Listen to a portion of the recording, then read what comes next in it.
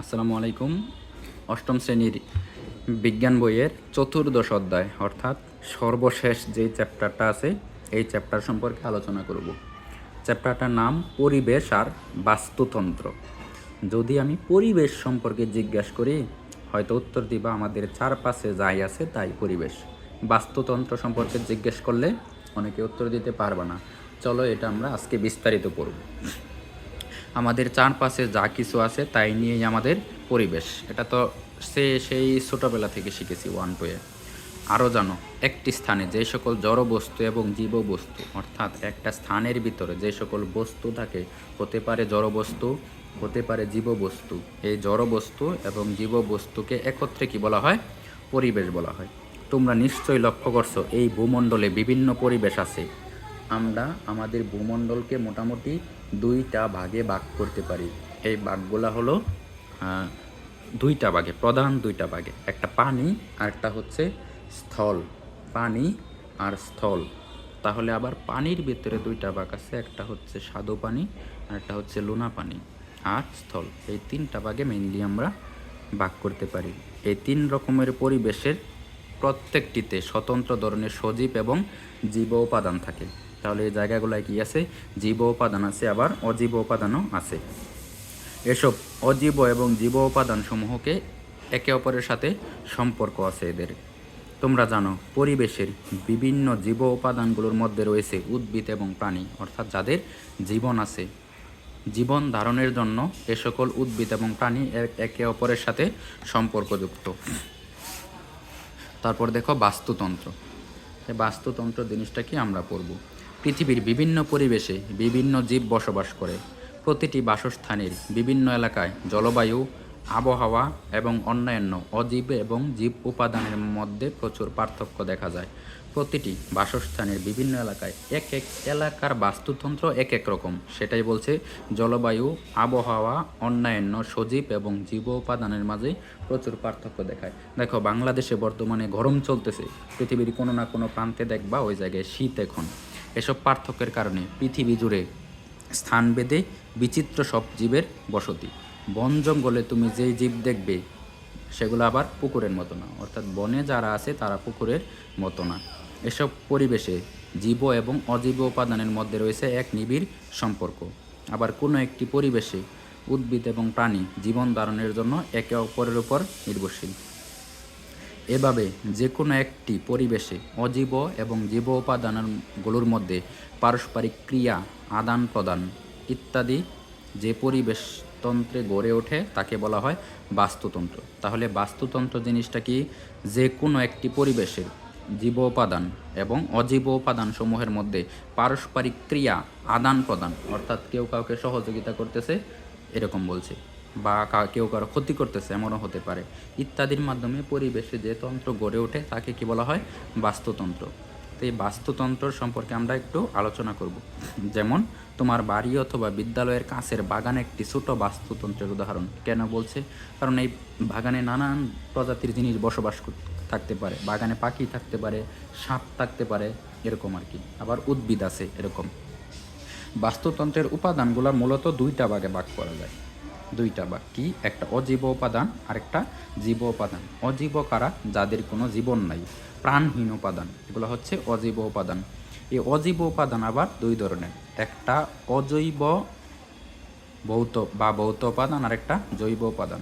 অজৈব উপাদানগুলো কোনগুলো? অজৈব যেগুলো জীবন ছাড়ায় পাওয়া যায়, জীবন নাই। আর জৈব হচ্ছে যেগুলো জীব থেকে পাওয়া যায়। অজৈব উপাদানগুলোর মধ্যে কি আছে? লবণ, মাটি, আলো, পানি, বায়ু, তাপ, আর্দ্রতা, এসব। সকল জীবের মৃত এবং গলিত দেহাবশেষ। তাহলে অজৈব উপাদানগুলোর ভিতরে জৈব থেকে কোনগুলো পাওয়া যায়? যেমন মানুষের যদি মারা যায় সে কি হয়ে যাবে? গলে যাবে। যে কোনো একটা পশু পাখি মারা গেলে সে গলে যায়, তখন ওইটা কি হয়ে যায়? জৈব উপাদান। অজৈব উপাদানের ভিতরে ওটা হয়ে যায় জৈব উপাদান। মৃত বা গলিত দেহাবশেষ জৈব উপাদান নামে পরিচিত। পরিবেশের জীব উপাদানের বেঁচে থাকার জন্য অজৈব এবং জৈব উপাদান অত্যন্ত প্রয়োজনীয়। যারা জীব ওদের বেঁচে থাকার জন্য জীব এবং অজৈব উপাদানগুলো খুব দরকার। তারপরে দেখো জীব উপাদান, এরা কারা? যে সকল জীবন্ত বস্তু, অর্থাৎ যাদের জীবন আছে, এগুলাই বাস্তুতন্ত্রের জীব উপাদান। বাস্তুতন্ত্রের যে সকল জীব ও অজীব উপাদানগুলোর মধ্যে পারস্পরিক সম্পর্ক রয়েছে। বাস্তুতন্ত্রকে কার্যকরী রাখার জন্য এ সকল জীব যে ধরনের ভূমিকা রাখে এর উপর ভিত্তি করে জীব উৎপাদক উপাদানকে তিনটা ভাগে ভাগ করা যায়: উৎপাদক, খাদক, বিয়োজক। দেখো, জীব উপাদানগুলারে বলছে বাস্তুতন্ত্র কার্যকারী রাখার জন্য এগুলো ভূমিকা রাখে। দেখো, জীব উৎপাদক অর্থাৎ যে উৎপন্ন করে, কি উৎপন্ন করে? খাবার উৎপন্ন করে। খাদক অর্থাৎ যে আবার উৎপাদক থেকে খাবার খায়, পরে বলা হয় খাদক।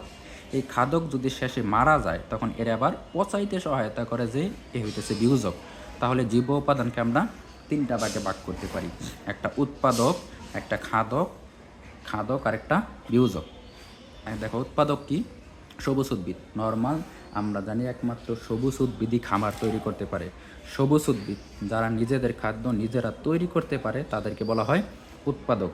যারা উৎপাদক তারা সূর্যের আলোর উপস্থিতিতে সালোক সংশ্লেষণ প্রক্রিয়ায় শর্করা জাতীয় খাবার তৈরি করে। তাহলে আমি বলছিলাম সবুজ উদ্ভিদগুলা, আগে একটা চ্যাপ্টার পড়াইছিলাম, সবুজ উদ্ভিদগুলা সূর্যালোকের উপস্থিতিতে সালোক সংশ্লেষণ প্রক্রিয়া হচ্ছে যেই প্রক্রিয়া উদ্ভিদ খাবার তৈরি করে। কী ধরনের খাবার? শর্করা জাতীয় খাবার। মেইনলি এটা হয় গ্লুকোজ। শর্করা জাতীয় খাবার তৈরি করে, শর্করা জাতীয় খাদ্য তৈরি করে। এই যে উৎপাদক, এটার উপরই অন্যান্য প্রাণী নির্ভরশীল।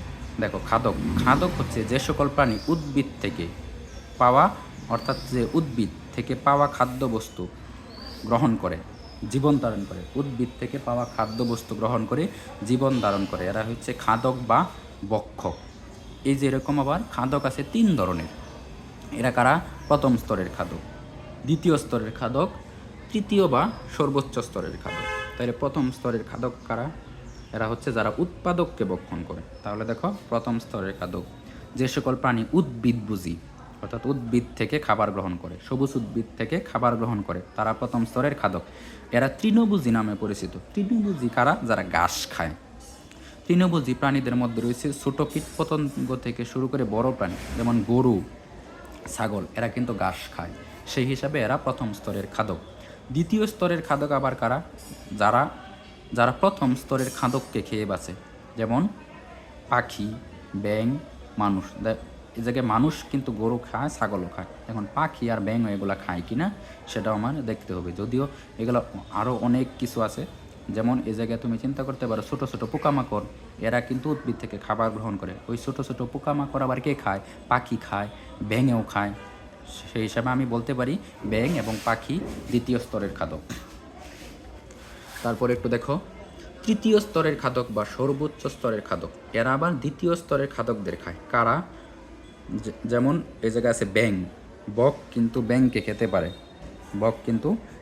খেতে পারে। তারপর কচ্ছপ, ব্যাঙ আবার তৃতীয় স্তরের খাদকও, কারণ এই জায়গায় আবার দ্বিতীয় স্তরের খাদ্যগুলারে কিন্তু সে খাইতে পারে। এই যে এই দ্বিতীয় স্তরের খাদকও যদি কোনো ছোটো ছোটো উপাদান থাকে তখন কিন্তু এই ব্যাঙও এগুলা খাইতে পারে। যেমন ছোটো মাছ সেই হিসেবে বলতে পারি। তারপর মানুষ। দেখো, প্রত্যেকটা স্তরেই কিন্তু মানুষ আছে, দ্বিতীয় এবং তৃতীয় স্তরে। এদের মধ্যে কোনো কোনো প্রাণী আবার একাধিক স্তরের খাবার খায়, এদেরকে বলা হয় সর্বভোগ। যেমন দেখো, মানুষ এই জায়গায় পাইলাম, আবার মানুষ এই জায়গায় পাইলাম, অর্থাৎ দ্বিতীয় স্তরেও পাইলাম। তাহলে যারা একাধিক স্তরের খাবার খায় তাদেরকে বলা হয় সর্বভোগ। যেমন মানুষ, আমরা ডাল, ভাত, আলু খাই। আমরা যখন ডাল খাই, ভাত খাই, আলু খাই, এগুলো তো উদ্ভিদ থেকে সরাসরি পাওয়া যায়।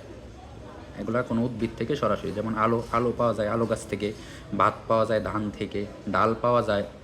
এরকম করে যখন আমরা এগুলা খাই তখন প্রথম স্তরের খাদক। আবার যখন মাছ মাংস খাই তখন আমরা দ্বিতীয় বা তৃতীয় স্তরের খাদক। এখন আসলে বিয়োজক কারা? বিয়োজক হইতেছে পচনকারী। এদেরকে বলা হয় ধাঙ্গর। এদেরকে বলা হয় ধাঙ্গর, অর্থাৎ খায়া ফেলায় সব। পরিবেশে কিছু অণুজীব আছে, বিশেষ করে ব্যাকটেরিয়া এবং ছত্রাক, এরা মৃত উদ্ভিদ এবং প্রাণী দেহের উপর ক্রিয়া করে, তারপর পচাইয়া ফেলায়।